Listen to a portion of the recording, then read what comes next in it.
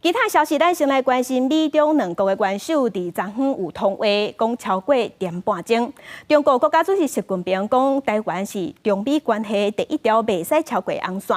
因啊，美国总统拜登是搁一摆强调支持两岸和平的重要性，不过伊嘛有讲伊支持一中的政策。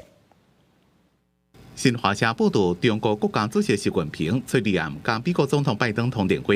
习近平强调，台湾问题是中美关系第一条袂用下过红线，对台独势力分裂活动加外在纵容支持，中国袂放喺无管。希望美国甲拜登无支持台独的积极表态，表现伫咧行动上。这条连底的问题一直拢是中美关系爱友好的第一粒纽啊！中美两个大国家袂用无往来、无交流，也袂当发生冲突对抗。根据中国发布的内容，拜登是重申无支持台独，美国会遵照一个中国政策来做。会后，白宫说明两个人通电话差不多1点钟过45分钟。这边通电话目的是去年11月伫咧旧金山见面了的演说。